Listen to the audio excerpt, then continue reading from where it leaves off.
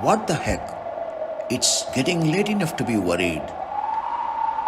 I once again stepped into the balcony and looked down. Except for a drenched street dog that was lying down miserably near the gate, there was not a single soul to be seen anywhere. Rainwater had puddled under the lamppost. A breeze ruffled the mango tree in the courtyard, and a few twigs fell down and broke. Thunder rumbled in the distance. Did I hear a soft knock at the door? I turned back. My wife and kids were fast asleep. I was wondering, who will be knocking at my door on a rainy night in this remote village? Nowadays, newspapers and TV channels are filled with the news of atrocities done by burglars who use various techniques to enter homes, harm villagers, and loot their valuables. But one may think, at 58 and with a strong physique, a man should be bolder. Some voice whispered in my mind, this could be something urgent. Maybe a neighbor in an emergency. With a lot of hesitation, I waited in the dark behind the door. Again, the same soft knock. I grabbed the iron bar which I kept near the door to give me some courage. Then put on the lights and slowly opened the door.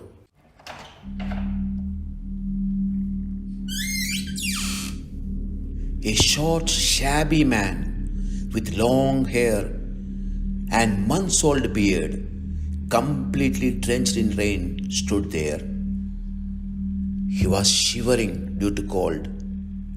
I felt sorry for him, but a bit scared too. What this strange guy is doing at my house at this time of the night? The brightness in his eyes looked very familiar. Suddenly, he started sobbing and asked, "My dear Pranji, you did not recognize me?" Although my name is Francis, my close friends and relatives call me Pranji.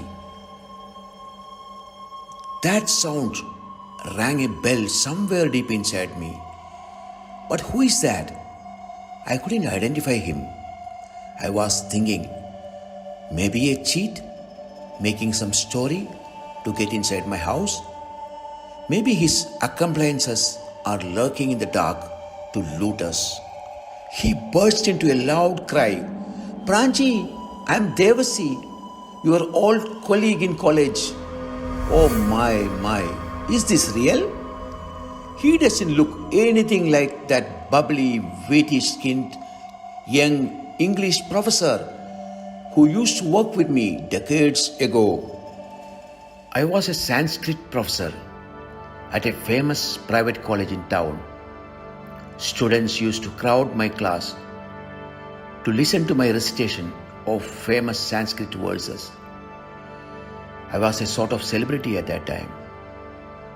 But I never was interested in new trends or fashionable dresses. My love was always for the vast ocean of Sanskrit literature, and always fancied diving deep and bringing up the rare jewels of literary world and presenting it to the young minds. My village was not very far from the college, but I was staying at a lodge in town with a couple of other youngsters. One Raman, who was a cost accountancy lecturer, and another one was an advocate who taught mercantile law and company law. In the evenings, some students may pop in for small talks.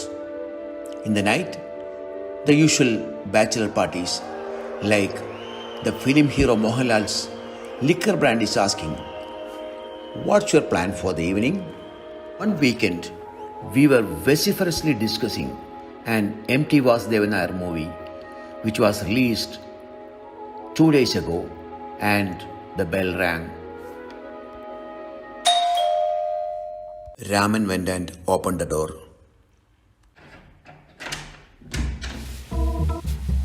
A smart-looking young man with a lot of hair and a disarming smile was standing there with a suitcase. He straightaway walked into the room and sat on my cot and said, "I am Devasi Panyikaran." We were surprised at his audacity of just walking into someone's room at that time of the night and talking as if we knew him for ages. He started saying, "I got posted here as a lecturer of English literature in your college. I'm coming from far, and the principal told me you guys are staying here and I may check with you for a place to stay. So here I am." He kept his suitcase on one side and sat comfortably, keeping my pillow behind his back. We started staying together. In a couple of days, we all became close friends. He could make friends with anyone in a jiffy. Such was his character. Everyone liked him. His English was fantastic. He was a product of Lovedale, the famous English school in Ooty. He became the most loved teacher for the youngsters in our college. After a couple of years, he said farewell to us as he got a job in an affiliated college in Mumbai. We celebrated his good fortune and gave him a big send-off. We were happy that at least one of us got a good job in a proper college. Eventually, we came to know that he did his PhD and became the head of the department in the college where he was working. Time flies so fast, and I was busy jumping the hurdles life threw on my way. I managed to start a boat service to ferry people to my island and made a decent house. My kids were in college. Devasi's sobs woke me up from my thoughts, and I suddenly embraced him and felt a lump in my throat. He told me without any shame, "Pranji, I'm so hungry. Please give me something to eat." By this time, my wife woke up and joined us. We were still standing outside my door. I introduced my friend to her, and she served whatever rice and curry that was left in our fridge. I could see the disgust in her eyes. He ate all till the last morsel and straightaway went to sleep on the sofa. When I got up in the morning to go to my ferry, he was still sleeping. He did not wake up for next 2 days. My wife and kids were worried, and they kept on checking on him to ensure that he is still alive. They were keeping their hands in front of his nose and trying to feel his breath. After 3 days, he woke up, and he seems to be a bit calm and composed. I took him to the nearest barber shop, and he had a nice haircut and shave. At home, he took a long bath, and after that, he looked like a poor cousin of the Devasi I knew. But I was happy that he is with me and that he came searching for me in time of distress. After lunch, we were sitting in my study, and he started to tell his story. I still remember that although he was a very good person at heart, he was very inquisitive, maybe to the extent of being nosy. He told me that after he left us and joined the university in Mumbai, he kept climbing the career ladder and was well respected among students and colleagues. One evening, he was just walking around the city, just doing window shopping. He wanted to have a drink and entered a hotel and he had a coffee and some snacks. While coming out, he noticed that some meeting was in progress and there were many youngsters sitting there. He was very curious. He wanted to know what was all that about. He just poked his nose in and someone gestured him not to speak and showed him a chair to sit. He sat there listening to the speech.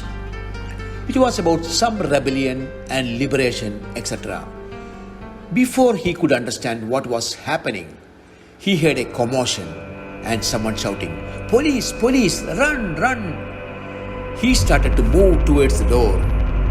By the time, dozens of uniformed men started to pour in and someone grabbed him by the collar.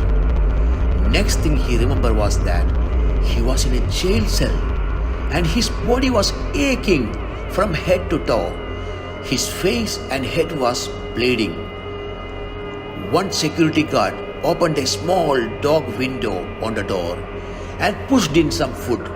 He was so hungry. He ate all without knowing what food they gave. Next morning, he was taken to another room and was asked many questions about some terrorist organization, and they tortured him so much till he went unconscious. After many harrowing days, he was presented in a court, and there he realized that he was being tried for being part of some terrorist organization and was convicted and given 5 years of rigorous imprisonment. Eventually, he came to know that the meeting he attended was conducted by some separatist group planning some revolution against the state. No one came to visit him, no one to support him. From one compassionate policeman, he came to know that his college has terminated his service for being a terrorist. Painfully, he came to know that although the authorities informed his family about his plight, none of them wanted to have anything to do with him. They hate him for spoiling the family name. Even his siblings were afraid to tell anyone about their relation, as they thought it will destroy their future also. After 5 years, they set him free and gave him some money which he earned working in the jail. He was afraid to go to his family and friends. He was afraid to go to anyone known to him. He thought of committing suicide, but he couldn't collect the courage to do so. After so much of thought, he has decided to meet me and ask for help. He didn't want to meet me in the daytime and embarrass me in front of my family and neighbors. Hence the late night visit. I felt so angry at the society for destroying the life of an innocent youngster. I felt sad for my friend. We held each other's hands and cried for long. My wife was listening to our conversation and realized that something was wrong. She didn't like it anyway. She called me out and asked me what was going on. I didn't have a choice but to tell her all that happened to Devasi. He was sympathetic but warned me, "Don't even think of taking this burden on your head. I don't want you to go to jail for helping a terrorist," she said. I protested. "He's not a terrorist. He's innocent," she said calmly. "You may believe him, but do you think the society will? We already have enough problems in our life. Why to take unnecessary risks?" I felt like crying. I want to help my friend, but I am confused. What can I do? We did not talk about it that night, and we all went to sleep. In the morning, I got up and went to wake up Devasi with a coffee. But he was not there. Where has he gone? He just vanished the way he has appeared. I was sad, but I was shocked myself to know that at some corner in my heart, I was relieved that I don't have to handle his problems. Many times I felt guilty and cursed myself, but I have no clue what I would have done if he stayed back. Time is a big healer. We forgot Devasi, and life took many twists and turns. After a couple of years, I got a letter by post, unknown address, and the handwriting was a bit familiar. It was from Devasi. There was a shiver down my spine. Not sure whether I was happy to hear from him or afraid to open his letter.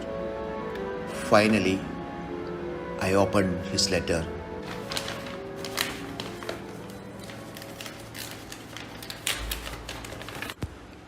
It read, "My dear Pranji, this is your friend Devasi. I hope you and your family are doing good and that your ferry service made you rich. I am somewhat settled now. Don't know whether I'm happy, but I'm okay. I got a decent job and a place to live.